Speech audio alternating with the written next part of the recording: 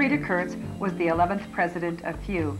She retired from a career with the Department of the Air Force. Freda served as national president from 1986 to 1988. My involvement with women's issues really began many years ago when I was subject to a reduction in force action. Although at that time I had been a GS-14, I found myself a GS-5. I decided as soon as I could I was going to give time and commitment to women's issues. At that time I had 2 school-age children. I had a sick husband. I was given no help, no consideration. All the men were taken care of through the Old Boys Network. There was no Old Girls Network to help me. During my administration, we had the 20th anniversary, which occurred in Baltimore and was a wonderful, significant event for FEW as we look back at that time over the historical development of the organization. I consider that at least 5 very significant events occurred during my administration as national president.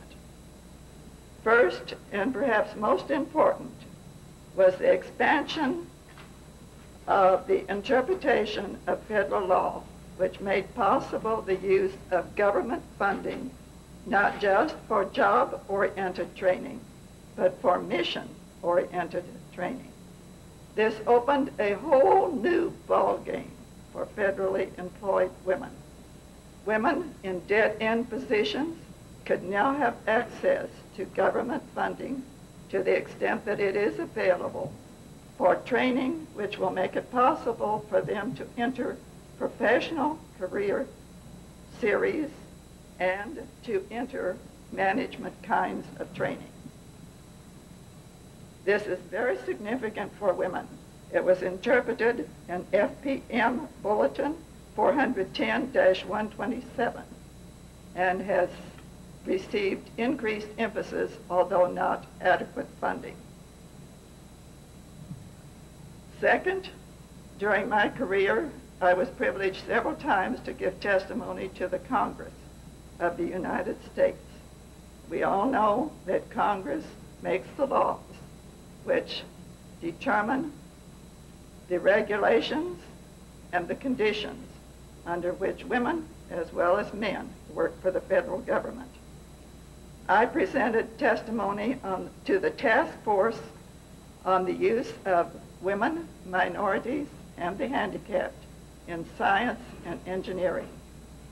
I gave the committee recommendations which I thought would help women to move into the difficult fields of science, math, and engineering.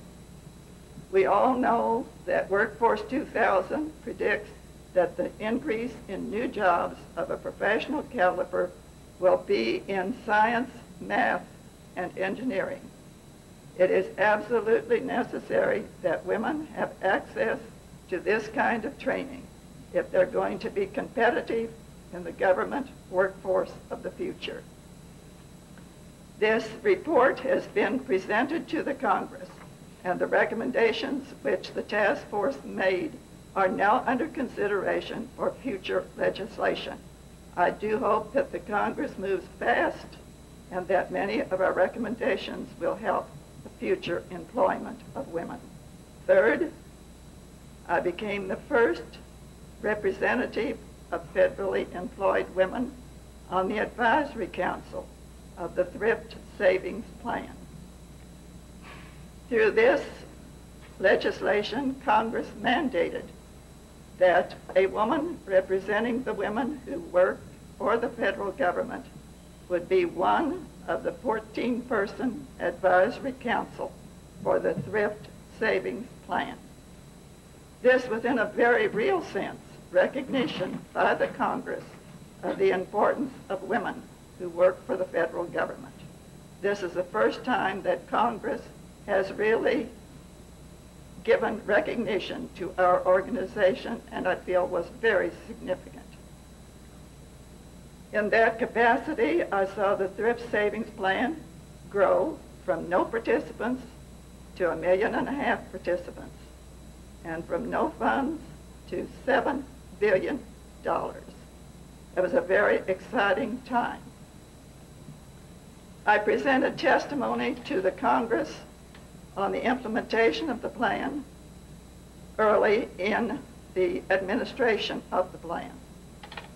At that time, I conceived and proposed initially to the Congress that all the investment options should be open to all participants within the Thrift Savings Plan. I considered that this was an investment opportunity which should be made available to all federal employed women. My initial suggestion was not warmly received in the Congress, but I don't give up easily. I persisted. I was determined that this was something that should be done and could be done without significant additional cost to the administration of the fund, because the funds had already been set up. I succeeded in seeing the legislation embodied in a proposed bill which passed both houses of Congress and which was signed by the President. My suggestion became law and has been instituted. These options are now available to you if you participate in the Thrift Savings Plan. To my knowledge, this is the first time that federally employed women had conceived the concept of a piece of legislation which passed both houses of Congress and was signed by the President. We have a precedent now. I hope that we can conceive future legislation which we will be able to pursue through the Congress and have signed by the President, which will be helpful to women. The fourth item that I want to talk to you about is my participation in the Coalition for Women's Appointments. I began this very early in the last presidential campaign when there were a large number of candidates on the Democratic side and on the Republican side. I talked to the staffs of all the major candidates. In every case, I told them that if their candidate or their proposed candidate were elected as president, it would be up to federally employed women and our professional women to help implement those policies, or they would not be implemented. In almost every case, I was greeted with comments such as, "Oh, we never thought about that." It's absolutely necessary that we get our word out at the highest levels of government and convince these people that we are doing professional, important work. I pledge to you that I'm going to continue to work for women's issues. I am active in a large number of civic and professional organizations. For example, I have just accepted the chair of one of the task forces of the Maryland Commission for Women. I've also recently had trips to Japan and Korea.